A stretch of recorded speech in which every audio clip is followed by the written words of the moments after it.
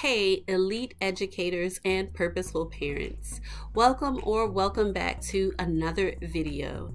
Today's video is all about the culture shock that I experienced living in the United Arab Emirates, in particular, Abu Dhabi. So if that sounds interesting to you, stay tuned.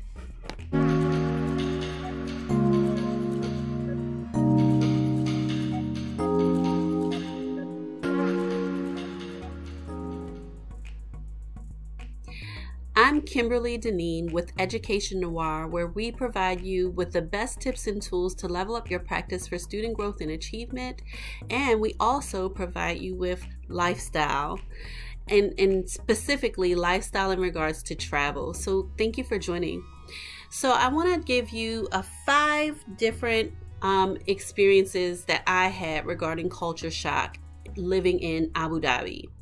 And I do have my notes here, so I don't want to forget anything, and I don't want to, I just want to make sure I have everything that I want to give to the audience, you all, my viewers, in regards to the culture shock that I experienced living in Abu Dhabi.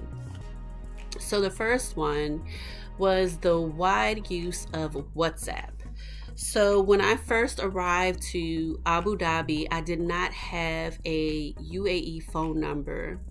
I had my US phone number, which was tied to Google Fi, and that was useful because I did have WhatsApp on that phone number. However, some businesses needed me to have a local number for delivery and different things like that, and they still communicated with me via WhatsApp. So I just had to get used to using WhatsApp because it's used by pretty much every business in the UAE. And a lot of times they wanted me to drop my location through WhatsApp. So I had to learn really how to use that app. And honestly, I really love using WhatsApp because there's so many features that are so beneficial for businesses, for personal use, and that definitely was something that I had to get used to because everybody uses it. They let you know when your delivery will be arriving through WhatsApp. They'll send you special sales and offers through WhatsApp. They use it for everything. So that was definitely a culture shock because here in the US we don't use WhatsApp. We don't use it like that. It just hasn't caught on here in the US like it has in other places. So that was culture shock number 1. And the second one was the customer service in the UAE. It's really impeccable. I don't have any other way to describe it. Customer service is really awesome in the UAE. They go above and beyond. So for instance, I ordered 2 different pieces of furniture since I've been in the UAE. The first item that I ordered was a vanity table, and when they arrived, because of course they let me know through WhatsApp that they were, in the building, and so they came up, and I expected that they would just leave the item there for me to put together. No, they took their shoes off, they entered my apartment, and they started putting together the vanity. No questions asked. It was almost like this was expected. So that happened for that, and then also I ordered some bar stools, and they didn't come, of course, already assembled.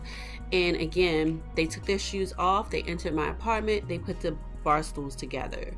Of course I tipped, because that's what I'm accustomed to doing. However, they were planning to put these items together anyway, whether I tipped or not, because it's just what they do. So that was a culture shock because here in the US, if I ordered the same items off of Amazon or some other website, that would have been left at the door, and that's it. that would have been it. However, you know, they just go above and beyond in the UAE. The next culture shock for me was having to receive my bank card by reception, right? It took them a few tries because they sent me a WhatsApp to let me know that they were in the building and they had my bank card. And of course I was at work at the time, so they had to come back because I actually had to sign for it. I had to show my ID, and then they were going to give me the bank card. In the US, they just simply put your bank card in the mail, and they have a system to try to ensure safety, that no one will be able to use your bank card and everything like that. However, in the UAE, you have to get it by reception. So that was different, definitely a culture shock for me, because we just don't do it like that in the US, right? The next culture shock, and I don't know if I would call it a culture shock. I think in the UAE there is a high importance placed on children. In my building, I live in a high-rise building, and they have created an indoor playroom for the children. I also noticed that they had a Halloween party in the lobby area of the building for the children, and I noticed that there are playgrounds and parks like all around. Even though it's very urbanized, they still place an importance on children. Every mall that I've been to in Abu Dhabi, and there are lots of malls. Maybe that's a bonus culture shock. I think, like, for me here, I'm from Baltimore, and I can count on one hand how many actual indoor malls we have here. And there, it's almost every block there's a mall, it seems. And one thing that I can say, that every mall has, like, it seems like at the top floor or at the very bottom floor, there are activities for children. So some of them have, at the top, there's like a whole like arcade and an indoor play like area. One of the malls has like a roller skating rink at the bottom of the mall. So, you know, that's communicates to me that they have placed a high importance on children. So here in the US, I know in the US, yes, we have some malls that have like indoor play areas. It's not quite the same, but I know they have that. And some apartment complexes have a playground. It's just, I don't know, it just feels different there, and I don't really know how I can fully explain it. However, I can tell that they have definitely placed a high importance on children. And I mean children, youth, you know, youth in general, small children, teens, tweens. It seems to be very important. The other thing that has been a culture shock for me, I really appreciate it, is that every time I make a purchase, either I get a text message, or in order for me to approve the purchase, I'm sent a code via text message. And I like that because I think that this is in the UAE, of course, that cuts down on fraud. So I really like that. So I know every purchase that's made. So I really appreciate that. Here in the US, you know, we can just swipe. I don't get a notification via text message every single time my card is swiped. And when I say my card, I'm talking about my bank card in the UAE and my credit card in the UAE. Every time a purchase is made, I'm either getting a text message or I'm sent I think it's called an OPT code to approve the purchase. And I really like that. But it still was a culture shock. I had to get used to that. It's a good culture shock. The other thing that was a culture shock for me, it was really getting used to walking on hard surfaces. So in the UAE, a lot of the surfaces are like tile, stone. I don't really see that much concrete, but I'll say concrete. There are very few places that have carpeting. And so I had to get used to walking on hard surfaces. One of the things that I have done in order to make sure that I'm not,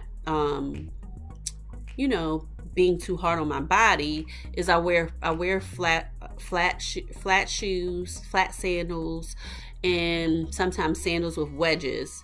So I do have more sandals with wedges now versus wearing high heels. I love my high heels, y'all. I love my high heels. I like wearing high heels, and generally in the U.S., I wear more high heels here in the U.S. Because our surfaces are not as hard, However, that was a culture shock for me, just getting used to walking on the hard surfaces.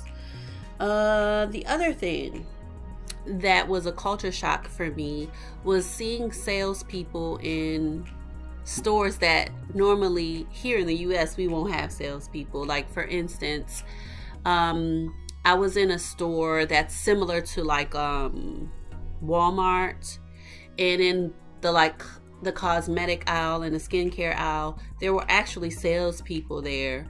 When I bought my electric toothbrush, there was actually a salesperson there that kind of suggested me to buy this particular one. I went in looking for a water pick, and she ended up selling me that, and I bought it. So anyway, where we generally don't have like actual salespeople, they have salespeople. There are people who are in certain aisles specifically to sell like maybe a Neutrogena product or a L'Oreal product. So I had to get used to that. That was a culture shock for me.